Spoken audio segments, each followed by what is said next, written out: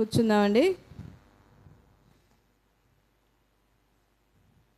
ఒకసారి మన రెండు చేతులు ఎత్తి ప్రభువుని మహింపరుద్దాం. హల్లెలూయా, హల్లెలూయా, హల్లెలూయా.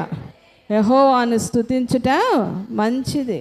ఎల్లవేళలా సమయం అనక అసమయం అనక ప్రభువుని మనం స్తుతిస్తూ ఉన్నట్లయితే మనకు అడ్డుగా ఉన్న ఎరికో గోడలు, ప్రాకారాలు, అపవాది క్రియలు, దుష్టుని పన్నాగాలు అన్నిటినీ ప్రభువు దూరపరుస్తాడు. కనుక ప్రతినిత్యము ప్రభువుని స్తుతించే నాలుక మనకు కావాలని మనం ప్రార్థన చేద్దాం. మరి ఒక్కసారి ఇంతవరకు మనల్ని సజీవుల లెక్కలో ఉంచిన దేవునికి స్తుతులు చెల్లిద్దాం. హల్లెలూయా, హల్లెలూయా. ప్రభు అయిన యేసుక్రీస్తు వారి శుభనామంలో మీ అందరికీ కూడా నా హృదయపూర్వక వందనాలు తెలియచేస్తున్నానండి. మరి మనల్ని ప్రేమించి మొదటి బుధవారం అక్టోబర్ నెల గడిచిన 9 మాసములు కూడా దేవుడు మనకు ఎంతగానో క్షేమాన్ని ఇచ్చాడు. మనం ఏదో ఆరోగ్యవంతులమని కాదు, కానీ కేవలం దేవుని కృపను బట్టి మనల్ని సజీవుల లెక్కలో ఉంచాడు కదా. మనకంటే ఆరోగ్యవంతులు, గొప్పవారు, ఐశ్వర్యవంతులు, ఎంతగానో చదువుకున్నవారు ఈ లోకాన్ని విడిచిపోతున్నారు. కానీ కేవలం దేవుని కృప, ఆయన కృపను బట్టి, ఆయన చేస్తున్న ఆశ్చర్య కార్యములను బట్టి నిత్యము మనం ఆయన్ని స్తుతించాలి. ఉంటాయి కుటుంబాల్లో ఇరుకులు, ఇబ్బందులు, శ్రమలు, శోధనలు. శరీరంలో ఉన్నాం కాబట్టి కొన్నిసార్లు బలహీనతలు వస్తూ ఉంటాయి. కానీ వాటిని బట్టి మనం కృంగిపోకూడదు. కానీ ప్రభువు మన పట్ల చూపిస్తున్న కృపను బట్టి ఆయన్ను స్తుతిస్తూ ఉన్నప్పుడు ఎరికో కోట గోడలను కూల్చిన దేవుడు మన పట్ల అపవాది కలిగిస్తున్న, అడ్డుగా పెడుతున్న ప్రతి ఆటంకమును కూడా దూరపరచడానికి సమర్థుడు కదా. మన ప్రభువుకి ఏదియు అసాధ్యమైనది ఏదియు లేదు, సమస్తము కూడా సాధ్యమై ఉన్న దేవుడు. కాబట్టి ప్రభువుని మనం నిత్యము స్తుతిస్తూ ముందుకు సాగిపోనట్లుగా ప్రభు తన కృపను మెండుగా మనకి అనుగ్రహించునుగాక. ఆమేన్, ఆమేన్, ఆమేన్. ఈ మధ్యాహ్న కాల సమయంలో వాక్య ధ్యానం కొరకు మరి 2వ దినవృత్తాంతములు 27వ అధ్యాయము మొదటి 2 వచనాలు చదువుకుందాం. యోతాము ఏలను ఆరంభించినప్పుడు 25 ఏండ్ల వాడై యెరూషలేములో 16 సంవత్సరములు ఏలెను. అతని తల్లి సాదోకు కుమార్తె, ఆమె పేరు యెరూషా. చాలమ్మ చాలు. 2వ రాజుల గ్రంథం 15వ అధ్యాయము 32, 33 వచనాలు కూడా చదువుదాం.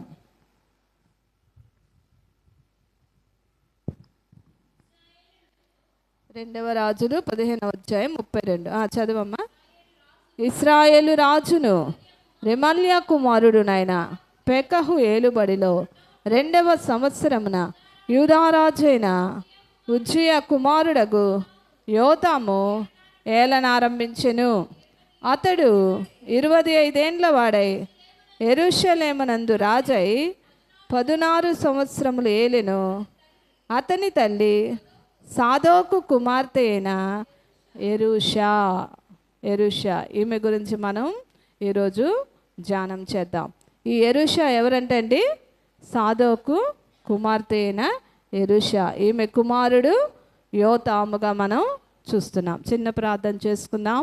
మీరు కూడా మీ హృదయాల్లో ప్రభువుని అడగండి. మనం ఏదో మరి అలవాటుగా దేవుని సన్నిధికి వచ్చి వెళ్ళటం కాదు, కానీ ప్రభు సన్నిధికి వచ్చి బలమును పొందుకోవాలి, ఆయన వాక్యాన్ని నేర్చుకోవాలి, ఆ ప్రకారం జీవించి ఆశీర్వదించబడాలి. కనుక మీ హృదయాల్లో చిన్న ప్రార్థన చేసుకోండి. ప్రార్థన చేసుకుందాం. ప్రేమ కలిగిన తండ్రి, నీ ఘనమైన పాదములకు వందనాలు, స్తుతులు, స్తోత్రాలు. ఎంతవరకు కృప చూపి మమ్మల్ని సజీవ లెక్కలో ఉంచిన దేవా స్తోత్రాలు. పాటల ద్వారా నీ నామాన్ని మహింపరుచుకున్నారు, నీకు వందనాలు. వాక్యం ద్వారా మాతో మాట్లాడు ప్రభువా, మమ్మల్ని బలపరచండి నాయన. బలహీనురాల్ని, ఎందుకు పనికిరాని నన్ను మీ సిలువ చాటున మీరు మరుగుపరిచి మీ ఆత్మతో అభిషేకించి నాలో మీరుండి ఆత్మ ద్వారా నాతో మాతో మాట్లాడి మమ్మల్ని బలపరిచి నీ రాజ్యం కొరకు సిద్ధపరచమని యేసు నామములో స్తుతించి ప్రార్థిస్తున్నాము తండ్రి. ఆమేన్, ఆమేన్, ఆమేన్. ఇక్కడ చూసినట్లయితే 2వ దినవృత్తాంతముల గ్రంథం 27వ అధ్యాయము మొదటి 2 వచనాల్లో మరి యెరూషా గురించి ప్రభువు రాయించినట్లుగా చూస్తున్నాం. అలాగనే 2వ రాజుల గ్రంథం 15వ అధ్యాయం 32, 33 వచనాల్లో కూడా మరి యెరూషా గురించి ప్రభువు రాయించాడు. ఈ 2 సందర్భాల్లో మాత్రమే బైబిల్లో మరి ఆమె పేరు ప్రస్తావించినట్లుగా మనం చూస్తున్నాం. చూడండి, మరి యెరూషా ఎవరంటే సాదోకు కుమార్తె. సాదోకు ఎవరంటే ఒక యాజకుడు. అంటే యాజకుడు అంటే ఎవరండి? ప్రభువుకి ప్రజలకు మధ్యన నిలవబడేవాడు. ప్రభువు యొక్క మాటలను ప్రజలకు తెలియచేసేవాడు. ప్రజల యొక్క బాధలను ప్రభువుకి విన్నవించుకునేవాడు. అటువంటి వ్యక్తిని ఎవరంటారు? మనం యాజకుడు అంటాం. ఆ యాజకుని కుమార్తె ఈ యెరూషా. ఏం పేరండి? యెరూషా. ఇంగ్లీష్లో జెరూషా అంటారు, తెలుగులో యెరూషా అన్నమాట. ఈమె పేరుకు అర్థం ఏంటంటే స్వాధీనం లేక సొత్తు, సొత్తు అని అర్థం ఈ యెరూషా అన్న మాటకు. అయితే ఈ యాజకుని కుమార్తెగా ఉన్న ఈమె ఎలాగున జీవించిందో మనం చూసినట్లయితే, మరి హెబ్రీలకు రాసిన పత్రిక 5వ అధ్యాయం 1వ వచనం చూద్దాం. యాజకుడు ఎలాగుండాలి, ఎలాగుంటే యాజకుడు అంటామని మనం ఒక్కసారి లేఖనాల్లో చూసినట్లయితే, హెబ్రీలకు రాసిన పత్రిక 5వ అధ్యాయము 1వ వచనాన్ని చూద్దాం. ప్రతి ప్రధాన యాజకుడును మనుష్యులలో నుండి ఏర్పరచబడిన వాడై పాపముల కొరకు అర్పణలను బలులను అర్పించుటకు దేవుని విషయమైన కార్యములు జరిగించుటకై మనుష్యుల నిమిత్తము నియమింపబడును. చూసారండి, యాజకుడు అంటే ఎవరండి? మనుష్యుల నిమిత్తము దేవుని చేత ఏర్పాటు చేయబడిన వాడు. అటువంటి వాడు ఎవరు? సాదోకుగా మనం చూస్తున్నాం. అంటే యెరూషా తండ్రి అయిన సాదోకు ఒక యాజకుడు, ప్రధాన యాజకునిగా మనం చూస్తున్నాం. అదే హెబ్రీలకు రాసిన పత్రిక 7వ అధ్యాయం 26వ వచనం కూడా చూద్దాం. పవిత్రుడును నిర్దోషియు నిష్కల్మషుడును పాపులలో చేరక ప్రత్యేకముగా ఉన్నవాడును ఆకాశ మండలము కంటే మిక్కిలి హెచ్చైన వాడునైనా ఇట్టి ప్రధాన యాజకుడు మనకు సరిపోయినవాడు. ఈ ప్రధాన యాజకుడు ఎవరండి? మన ప్రభు అయిన యేసుక్రీస్తు వారు కదా. మన ప్రభు ప్రధాన యాజకుడు. ఆయన పక్షం, మన పక్షముగా మరి తండ్రికి విజ్ఞాపన చేస్తున్నాడు. ప్రధాన యాజకుడు మన పక్షంగా విజ్ఞాపన చేస్తున్నాడు. ఈ సంవత్సరం కూడా ఉండు నువ్వు ప్రభువా, ఈ యొక్క లోపము తండ్రి నాయన క్షమించి నాయన, ఈ ఒక్కసారి చూడు నాయన, ఈ ఒక్కసారి కనికరించు ప్రభు అని మన పక్షంగా ప్రభువుకి విజ్ఞాపన చేస్తున్నాడు. అట్టి ప్రధాన యాజకుడు ఎలా ఉన్నాడంట? పవిత్రుడు, నిర్దోషి, నిష్కల్మషుడు, పాపులలో చేరక ప్రత్యేకముగా ఉన్నవాడు, ఆకాశ మండలము కంటే మిక్కిలి హెచ్చైన ప్రధాన యాజకుని కుమార్తెలము మనము. దేవునికి స్తోత్రం చెల్లిద్దాం. హల్లెలూయా, హల్లెలూయా. యెరూషా అయితే మరి మనుష్య రీతిగా మరి యాజకుడైన సాదోకు కుమార్తెగా ఉన్నది. కానీ మనమందరము ఎవరమండి? ప్రధాన యాజకుడైన ప్రభు అయిన యేసుక్రీస్తుకి పిల్లలము కదా. మనం ఎప్పుడైతే రక్షించబడతామో మరి పరిశుద్ధ జనాంగముగా, రాజులైన యాజక సమూహంగా, ఆయన సొత్తైన ప్రజలుగా మనల్ని చేసుకుంటాడు. ఎప్పుడైతే బాప్తిసం తీసుకుంటామో, ఎప్పుడైతే రక్షించబడతామో ఆయన బిడ్డలుగా మనం మార్చబడ్డామన్నమాట కదా. అలాగనే చూసినట్లయితే హెబ్రీలకు రాసిన పత్రిక 12:14 వచనంలో కూడా చూసినట్లయితే, హెబ్రీలకు రాసిన పత్రిక 12వ అధ్యాయము 14వ వచనం, అందరితో సమాధానమును పరిశుద్ధతయు కలిగి ఉండుటకు ప్రయత్నించుడి. పరిశుద్ధత లేకుండా ఎవడును ప్రభువును చూడడు. చాలా అందరితో ఎలాగుండాలండి? సమాధానమును పరిశుద్ధత కలిగి ఉండుటకు ప్రయత్నించుడి. పరిశుద్ధత లేకుండా ఎవరు ప్రభువుని చూడలేరు. యాజకుడు ఎలాగుండాలండి? పరిశుద్ధుడిగా ఉండాలి. యాజకుని పిల్లలు ఎలా ఉండాలండి? పరిశుద్ధులుగా ఉండాలి కదా. ఈ లోకంలో ఎంతోమంది గొప్ప వాళ్ళు ఉన్నారు, ఎన్నో గొప్ప గొప్ప కార్యాలు చేసిన వారు ఉన్నారు, కొండలు నెక్కిన వాళ్ళు ఉన్నారు, గుట్టలు నెక్కిన వాళ్ళు ఉన్నారు కదా. ఎన్నెన్నో చెప్పుకోదగిన కార్యాలు చేసిన వారు ఉన్నారు. కానీ ఎవరు కూడా నేను పరిశుద్ధుడను అని చెప్పిన వారు ఎవరైనా ఉన్నారండి ఈ లోకంలో? యేసుక్రీస్తు తప్ప ఎవరు కూడా నేను పరిశుద్ధుడను, నాలో పాపం ఉన్నదని మీలో ఎవరైనా స్థాపించగలరని సవాలు చేసిన వారు ఒక్కరు కూడా లేరు కదా. మన దేవుడు పరిశుద్ధుడు. అందుకే ప్రభు ఏమంటున్నాడంటే, నేను పరిశుద్ధుడను గనక మీరును పరిశుద్ధులుగా ఉండాలంట. పరిశుద్ధత లేకుండా ఎవరు ప్రభువుని చూడలేరు కదా. సింహానికి ఎవరు పుడతారండి? సింహ పిల్లలే పుడతాయి కదా. జంతువులను కానీ పక్షులను కానీ మనుషులను కానీ మనం చూస్తే మరి ఏ జాతికి ఆ జాతి పిల్లలే పుడతాయి. కానీ మన ప్రభు పరిశుద్ధుడు కనుక మనం కూడా పరిశుద్ధులుగా ఉంటేనే ప్రభువుని చూడగలం. పరిశుద్ధత కలిగి ఉంటేనే ఆయన కుమార్తెలుగా మార్చబడతాం. పరిశుద్ధులుగా ఉంటేనే ఆయన రాజ్యంలో ప్రవేశిస్తాం. అటువంటి ప్రధాన యాజకుడిని మనం కలిగి ఉన్నందుకు ప్రభుని మరి ఒక్కసారి స్తుతులు చెల్లిద్దాం. హల్లెలూయా, హల్లెలూయా, హల్లెలూయా. అయితే ఈ యెరూషా కూడా మరి తన తండ్రి సాదోకు యాజకుడు పరిశుద్ధుడుగా ఉన్నాడు. అలాగున్న ఈ యెరూషా కూడా పరిశుద్ధత కలిగి ఉన్నట్లుగా మనం చూస్తున్నాం. లేవీలకు రాసినటువంటి గ్రంథం 21వ అధ్యాయము 8-9 చూడండి ఒకసారి. లేవీలకు గ్రంథము 21:8-9. అతడు నీ దేవునికి ఆహారమును అర్పించువాడు గనుక నీవు అతని పరిశుద్ధపరచవలెను.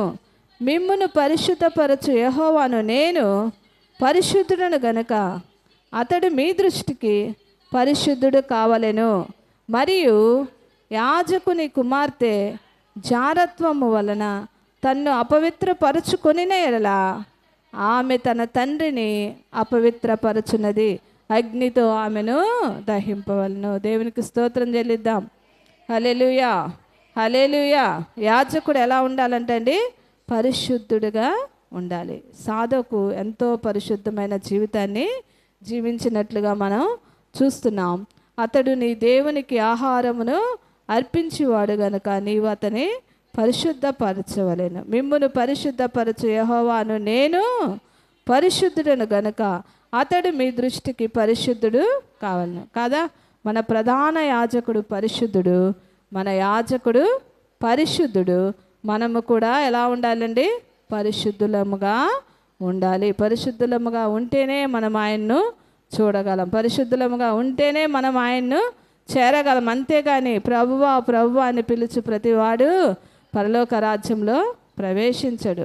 పాటలు పాడతాం, ప్రార్థనలు చేస్తాం, మందిరాలకు వస్తాం, కానీ మన హృదయము దేవుని దృష్టిలో ఎలా ఉన్నదో మనల్ని మనం పరిశీలన చేసుకోవాలి. ఆయన దృష్టికి మనము యోగ్యులమైతేనే తప్ప ఆ పరలోక రాజ్యానికి కానీ ప్రభువుకి కానీ మనం బిడ్డలము కాలేము. కనుక నేను పరిశుద్ధుడను కనుక మీరును పరిశుద్ధులు కావాలంటున్నాడు.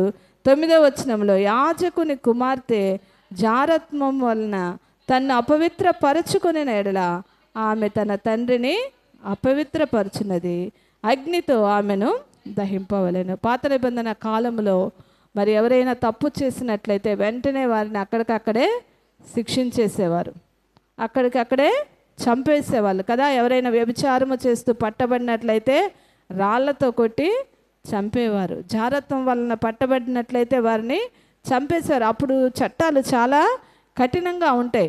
అయితే యాజకుని కుమార్తె ఒకవేళ ఏదైనా జారత్వం చేస్తూ పట్టబడినట్లయితే ఆమెను ఏం చేయాలి? అగ్నితో దహించాలి. కానీ ఇక్కడ యాజకుడైన సాదోకు కుమార్తె యెరూషా ఎలాగుంది? పరిశుద్ధమైన జీవితాన్ని కలిగి ఉన్నట్లుగా మనం చూస్తున్నాం కదండి. ఆమె మరి ఒక కుమారుని మరి కని ఆ కుమారుడు రాజు అయ్యాడంటే ఆమె ఎంతో పరిశుద్ధంగా జీవించినట్లుగా మనం చూస్తున్నాం. కాబట్టి యవన బిడ్డలు ప్రత్యేకంగా మరి మన దేవునికి ఎక్కడ అవమానం అనేది కలగకుండా మనం జీవించాలి. యవన బిడ్డలే కాదు, ఇప్పుడు నడి వయసు వారేమి, వృద్ధాప్యంలో ఉన్నవారేమి ఈ సెల్ ఫోన్లను చూస్తూ నీ కన్ను చెడినదైతే నీ దేహం అంతయు చెడిపోతుంది అంటున్నాడు ప్రభు కదా. ఆ కన్ను ఆ యొక్క సెల్ ఫోన్ను చూస్తున్నప్పుడు ఆ పాపము హృదయంలో ప్రవేశించి పాపం పరిపక్వమైనప్పుడు ఏమవుతుందండి? మరణాన్ని కంటుంది. అలాగున పాపులైపోతున్నారండి సెల్ ఫోన్ల వల్ల. కాబట్టి ఎంతవరకు వీలైతే మనం అంతవరకు సెల్ ఫోన్ని దూరంగా ఉంచడానికి ప్రయత్నం చేయాలి కదా. మేలుకరంగా వాడుకోవాలి, కానీ దానివల్ల మనం పాపంలో ప్రవేశించే విధంగా ఉండకూడదు. ఇక్కడ సాధకు కుమార్తె యెరూషా ఎంతో పవిత్రంగా పరిశుద్ధంగా జీవించి మరి తన తండ్రికి మంచి పేరును తీసుకొని వచ్చింది. అంత మాత్రమే కాదు, ప్రధాన యాజకుడైన ప్రభువైన యేసుక్రీస్తుకు ఎంతగానో మహిమకరంగా జీవించినట్లుగా చూస్తున్నాం. ఈ యెరూషా జీవితాన్ని మనం చూస్తున్నప్పుడు మనం నేర్చుకోవాల్సింది ఏంటంటే పరిశుద్ధత కలిగి జీవించాలి. పరిశుద్ధత లేకుండా ఎవరు ప్రభువుని చూడలేరు, ఆయన రాజ్యమును చేరలేరు. కాబట్టి అట్టి పరిశుద్ధత కొరకు మనం ప్రార్థన చేయాలి, ప్రయాసపడాలి, పోరాడాలి. అంతము వరకు కూడా మనం పోరాడవలసిన వారిగా ఉంటున్నాం. రెండవదిగా మనం చూసినట్లయితే 2వ దినవృత్తాంతముల గ్రంథం 26వ అధ్యాయము 16వ వచనము చూద్దాం. చూడమ్మా, 2వ దినవృత్తాంతములు 26:16. అయితే అతడు స్థిరపడిన తరువాత అతడు మనస్సున గర్వించి చెడిపోయెను. అతడు ధూపపీఠము మీద ధూపము వేయుటకై యెహోవా మందిరములో ప్రవేశించి తన దేవుడైన యెహోవా మీద ద్రోహము చేయగా. చాలమ్మా, ఇతను ఎవరండి? ఉజ్జియా ఎవరంటే యెరూషా భర్త. ఎవరండి? యెరూషా యొక్క భర్త, రాజు ఉజ్జియా గురించి అనేక సార్లు మనం విన్నాం కదండి, చాలాసార్లు విన్నాం. మరి 3వ వచనంలో చూసినట్లయితే 26వ అధ్యాయం చదువమ్మా. 16 ఏండ్ల వాడే యెరూషలేములో 52 సంవత్సరాలు ఏలేడంట. అతను చాలా మరి గొప్ప గొప్ప విషయాలు మరి సాధించినట్లుగా, దేవుడు అతనికి తోడుగా ఉన్నట్లుగా, ఉజ్జియా యెహోవాను ఆశ్రయించినంత కాలము కూడా దేవుడు ఏం చేశాడు? వర్ధిల్ల చేశాడు. ఎన్నో ప్రాకారాలు కట్టాడంట, గోపురాలు కట్టాడంట. మరి అతను పట్టుకున్నదల్లా కూడా మరి దేవుడు నెరవేరుస్తూ వచ్చాడు. గొప్ప గొప్ప కార్యాలు అతని చేత జరిగించాడు. ఇతను ఎవరు? యెరూషా యొక్క భర్త, యాజకుని యొక్క అల్లుడు.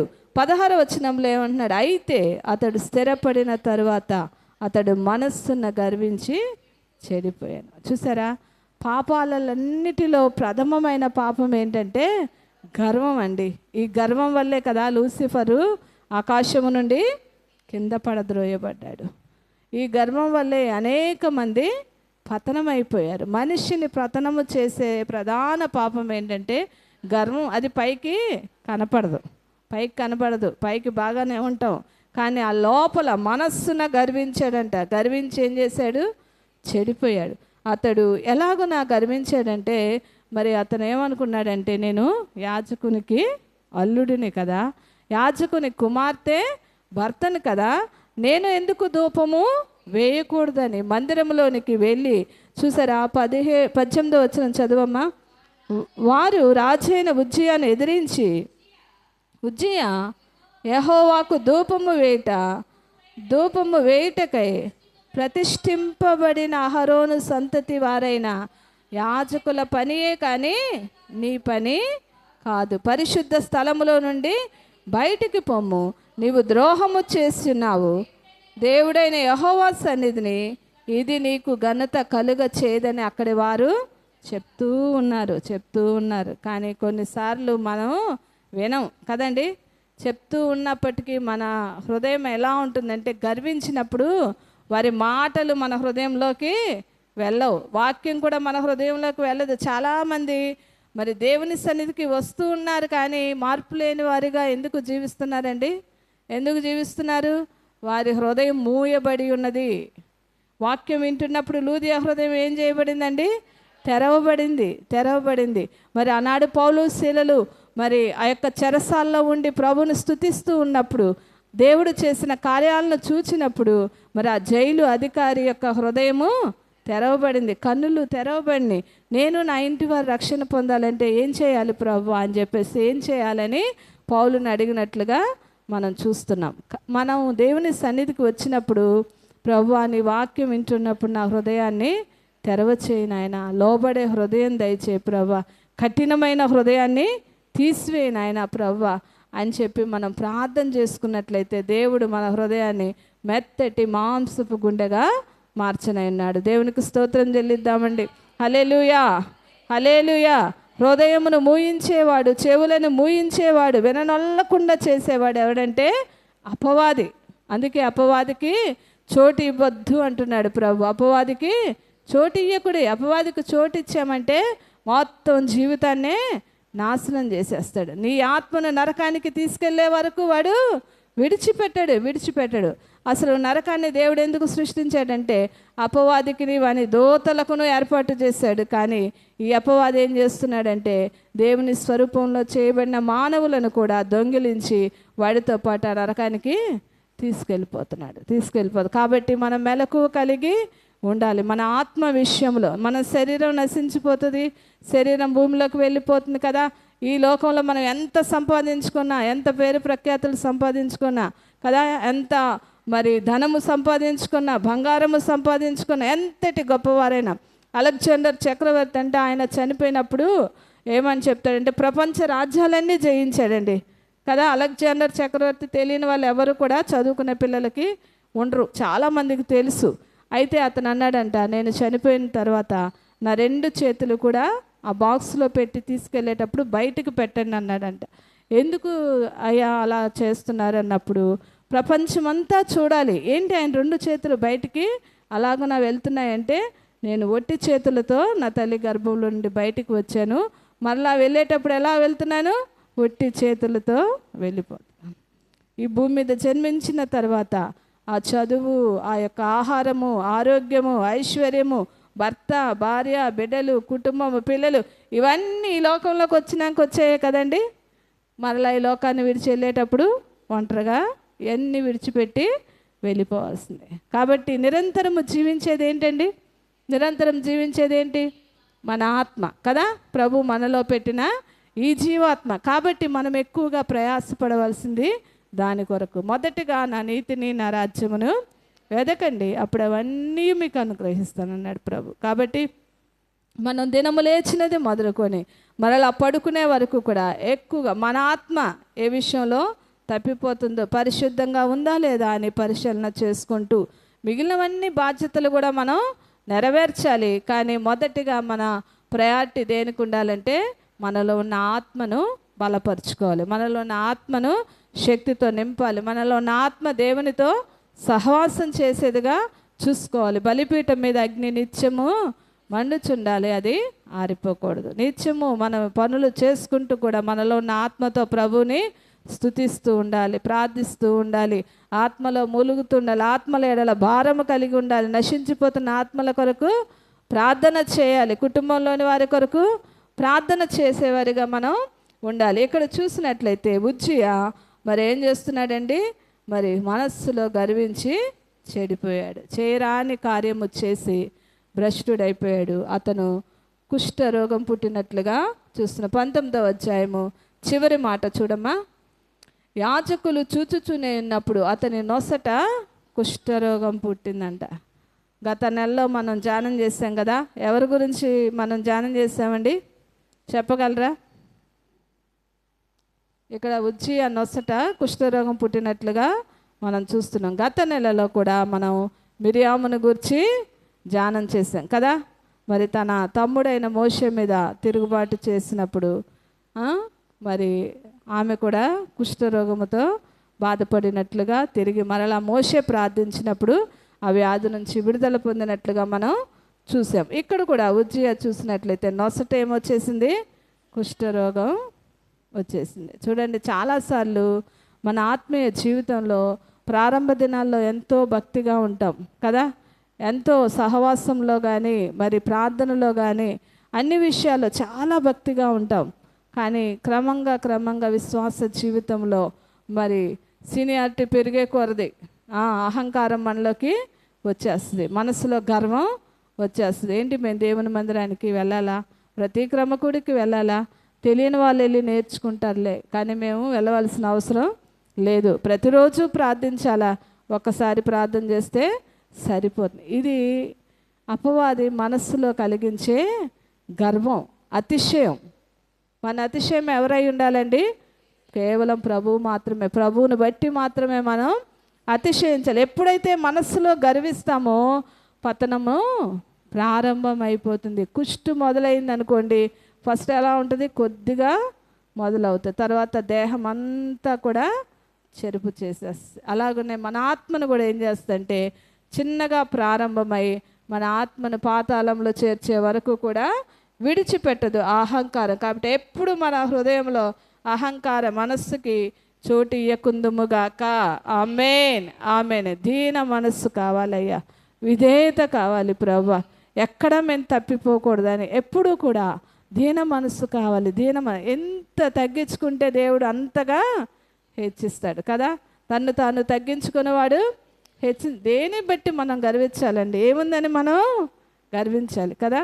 మనదంటూ ఈ లోకంలో ఏమీ లేదు. ఏ విషయంలో కూడా మనం గర్వించాల్సిన అవసరం లేదు. మనం కలిగి ఉన్నవన్నీ కూడా ఆయన ఇచ్చినవే. కాబట్టి ఆయన స్తుతించాలి, ఆయన్ని మహింపరచాలి. అంతేగాని మరి మనం ఏ స్థితిలో కూడా గర్వించే స్థితిలో మనం ఉండి నశించిపోకుండా ప్రభు మనకు సహాయం చేయనుగాక. ఇక్కడ ఉజ్జియా చూసినట్లయితే మరి గర్వించాడు, చేయరాని కార్యము చేశాడు, నొసట కుష్ఠరోగం పుట్టింది. అయితే యెరూషా మరి ఎంత బాధపడిందో కదండి. యాజకుడైన సాదోకు కుమార్తెగా మరి ఎంతగానో సంతోషించింది, రాజైన ఉజ్జియా భార్యగా ఎంతగానో సంతోషించింది. కానీ మరి ఒకానొక సమయం వచ్చేసరికి కుష్ఠరోగికి భార్యగా ఉండవలసిన పరిస్థితి వచ్చింది. కొన్నిసార్లు మన కుటుంబాల్లో భర్త చేసే పనులను బట్టి, బిడ్డలు చేసే పనులను బట్టి, వారు యెహోవాకు విరోధముగా చేస్తున్న పాపాలను బట్టి మనం కూడా బాధపడవలసిన పరిస్థితి వస్తుందా రాదండి? తప్పకుండా. మరి మన నీతి మనల్ని రక్షిస్తుంది. అదే సమయంలో బిడ్డలను బట్టి, భర్తను బట్టి, కుటుంబంలోని వారిని బట్టి, వారి క్రియలను బట్టి, వారు చేస్తున్న పాపాలను బట్టి, దేవుడికి వారు విరోధంగా వేస్తున్నటువంటి పరిస్థితులను బట్టి వారితో పాటు మనం కూడా బాధపడవలసిన పరిస్థితులు వస్తాయి.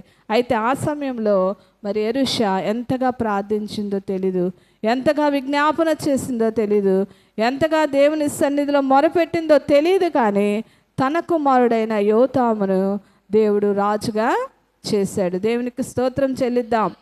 హల్లెలూయా, హల్లెలూయా. ఆ దినాల్లో రాజుగారి భార్యగా ఉండటం కంటే కూడా రాజమాతగా ఉండటం గొప్ప భాగ్యంగా వారు ఎంచుకునేవారంట. మరి తన కుమారుడైన యోతాముని దేవుడు రాజుగా చేశాడు. ఆ యోతాము కూడా మరి ఎలాగున జీవించాడో చూసినట్లయితే 27వ అధ్యాయము 6వ వచనం చూద్దాంరా. 27. తన దేవుడైన యెహోవా దృష్టికి యథార్థముగా ప్రవర్తించి బలపరచబడెను. దేవునికి స్తోత్రం. హల్లెలూయా, హల్లెలూయా.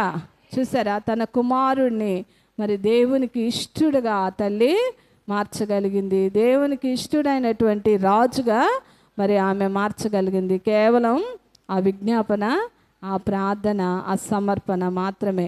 మరి తన భర్త చేసిన దోషమును బట్టి కొంత నష్టపోయినప్పటికీ తిరిగి మరలా తన కుమారుని విషయంలో ఆమె సంతోషించినట్లుగా మనం చూస్తున్నాం. అలాగునే మరి 4వదిగా చూసినట్లయితే యెరూషా అన్న పేరునకు మనం ఏం చూస్తున్నామండి? స్వాధీనం లేక సొత్తు. ఆమె పేరుకి తగినట్లుగా ఆమె జీవించినట్లుగా మనం చూస్తున్నాం. 1 కొరింథీయులకు రాసిన పత్రిక 6వ అధ్యాయం చూద్దాం. 6, 19, 20.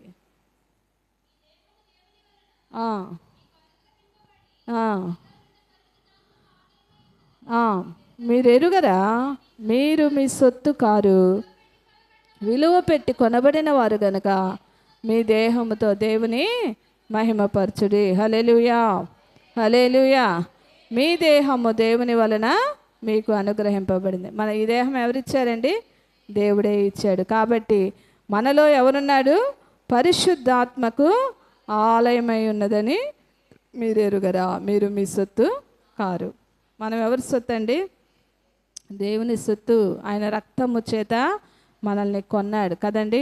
ఆయన రక్తంలో మనల్ని కడిగి పరిశుద్ధపరిచాడు. ఆయన ప్రాణమును అర్పించి మనల్ని కొన్నాడు ప్రభు. కాబట్టి మనం ఎవరి సొత్తు? దేవుని సొత్తు కదా. ఇప్పుడు ఒక వస్తువుని మనం మార్కెట్లో కొనుక్కున్నాం అనుకోండి, ఒక చిన్న పిల్లను కానీ, కుక్క పిల్లను కానీ, ఏదైనా వస్తువును కానీ మనం వెళ్ళి ఏం చేస్తాం? కొంత ధనమునిచ్చి కొనుక్కుంటాం. కొనుక్కున్న తర్వాత అది మన ఇష్టం, మన సొత్తు. మనం ఎలా కావాలంటే దాన్ని అలాగున వాడుకుంటాం. ఎవరైనా వచ్చి అమ్మో ఎందుకండి అలా చేస్తున్నారు, పిల్లిని అలా ఆడిస్తున్నారు ఎందుకండి అని ఎవరైనా అంటారా? అనరు. ఎందుకని? అది మన సొత్తు, మన ఇష్టం. మనల్ని కూడా ప్రభువు కొనుక్కున్నాడు. కానీ ఆయన ఇష్టానుసారంగా కాదు, కానీ మీరు సొంతగా నన్ను ప్రేమించాలి, మీరు సొంతగా నన్ను స్తుతించాలి. ఆయన కొని మనల్ని విడిచిపెట్టాడు. మీరు సొంతగా నా దగ్గరికి రావాలి, మీరు సొంతగా నన్ను ఎక్కువగా మీరు ఇష్టానుసారంగా మన సొంతంగా ఇష్టపూర్వకంగా చేయాలి. అంటే బానిసలుగా మనల్ని ఆయన ఉంచలేదు. ఆయన రక్తంలో కడిగి పరిశుద్ధపరిచాడు. మీరు ఎంతగా స్తుతిస్తారో, ఎంతగా ప్రేమిస్తారో, ఎంతగా నా వద్దకు వస్తారో అని చెప్పి ఆయన మన ఇష్టాన్ని వదిలిపెట్టేశాడు కదా. కాబట్టి అనేకులు ఏం చేస్తున్నారు? ఇష్టానుసారంగా తిరుగుతున్నారు, విడిచిపెడుతున్నారు. దేవుని విడిచి, జీవము గల దేవుని విడిచిపెట్టి ఇష్టానుసారంగా తిరుగుతున్నారు. 20వ వచనం అంటాడు, విలువ పెట్టి కొనబడిన వారు కనుక మన దేహాలతో దేవుని మహిమపరచాలి. ఎరుషా మరి ఆమె తన జీవిత కాలం అంతయు కూడా దేవుని మహింపరిచినట్లుగా, ఆమె పేరుకు తగినట్లుగా, ఆయనకు సొత్తుగా స్వాధీనంగా జీవించినట్లుగా చూస్తున్నాం. కీర్తనల గ్రంథం 100వ అధ్యాయం 3వ వచనంలో అంటాడు కదా, మనము ఆయన వారము, మనము ఆయన ప్రజలము, ఆయన మేపు గొర్రెలం. ఎవరమండి మనం ఎప్పుడు అదొక్కటే గుర్తుపెట్టుకోవాలి. ఏదైనా ఒక పని చేస్తున్నప్పుడు ఇది దేవునికి ఇష్టమా కాదా, ఈ పని నేను చేయొచ్చా చేయకూడదా అని చెప్పి మనం ఆలోచన చేసి దేవుని ఇష్టాన్ని, దేవుని సంతోషపెట్టే పనులను మనం చేసినట్లయితే దేవుడు ఇంకా కృప వెంబడి కృపనిచ్చి మనల్ని అత్యధికంగా అభివృద్ధి పరచనై ఉంటున్నాడు. మరి ఎలీషా తన భర్త విషయంలో కొంత నష్టపోయినప్పటికీ తన కుమారుడి జీవితంలో గొప్ప కార్యాన్ని చూసి ఎంతగానో సంతోషించినట్లుగా మనం చూస్తున్నాం. మనం ఆయన వారము, ఆయన ప్రజలము, ఆయన మేపు గొర్రెలము. రోమీలకు రాసిన పత్రిక 12వ అధ్యాయం 1-2 వచనాలు చూద్దాం. చివరిగా రోమీలకు రాసిన పత్రిక 12 అమ్మా కాబట్టి సహోదరులారా, పరిశుద్ధమును దేవుని యొక్క అనుకూలమునైన సజీవ యాగముగా మీ శరీరములను ఆయనకు సమర్పించుకొనుడని దేవుని వాత్సల్యమును బట్టి మిమ్మును బతిమాలు కొనుచున్నాను. ఇట్టి సేవ మీకు యుక్తమైనది.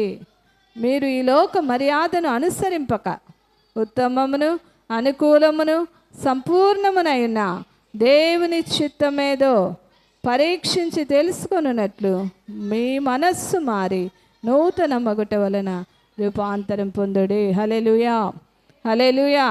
కాబట్టి ఏమంటున్నాడు ఇక్కడ?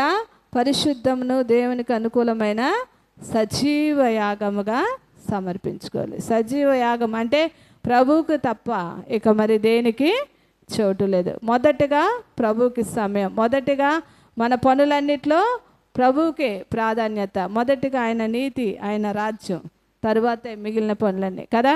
మనం మరి పరలోకానికి వెళ్ళేటప్పుడు ఏది తీసుకెళ్ళలేము, ఎవరిని మరి వారి కొరకు ఎందుకండి మనం అంతగా ప్రయాసపడాలి కదా. చాలామంది అంటారు, మా మందిరానికి రాలేదంటే ఎన్నో పనులు ఉన్నాయి కదా. బిడ్డలకు వండి పెట్టాలనో, లేదంటే భర్తకు వండి పెట్టాలనో, ఇంకా బట్టలు ఉతకలేదనో, ఇంకెన్నో పనులు. నేను అదే అనుకుంటా ఉంటాను, ఈ ప్రాణం పోతే ఇవన్నీ ఎవరు చేస్తారండి? అసలు మనకు సంబంధం ఉంటవా? ఉండవు. మొన్న మరి మా బంధువుల కుమార్తె చనిపోయిందని మీకు చెప్పే కదా, మృదుల. చాలా తెలివిగలది. ఎంత తెలివి కలదంటే మరి ఉదయాన్నే బిడ్డలిద్దరిని, హైదరాబాద్లో చాలా ట్రాఫిక్ ఉంటుంది, సొంతంగా కారు డ్రైవ్ చేసుకొని పిల్లలిద్దరిని స్కేటింగ్కి తీసుకెళ్తుంది, మళ్ళీ వచ్చిన తర్వాత స్కూల్కి తీసుకెళ్తుంది, మళ్ళీ తీసుకొస్తుంది, మళ్ళీ సాయంకాలం ట్యూషన్కి తీసుకెళ్తుంది. అలాగున్న మరి బిడ్డలిద్దరు అంతర్జాతీయ స్థాయిలో స్కేటింగ్లో ఫస్ట్ ర్యాంక్ వచ్చారంట, మంచి బహుమతులు పొందుకున్నారంట. దుబాయ్ కూడా తను ఒంటరిగానే, భర్త ఉన్నప్పటికీ మరి కొన్ని పరిస్థితులను బట్టి తనే బిడ్డల విషయంలో కేర్ తీసుకొని దుబాయ్ కూడా వాళ్ళని తీసుకొచ్చేది. అసలు నేను మొన్న ఆ పాపను చూసినప్పుడు అనుకున్నా, ఎంతగా ప్రయాసపడింది బిడ్డల కొరకు, ఎంతగా ప్రయాసపడింది భర్త కొరకు కదా.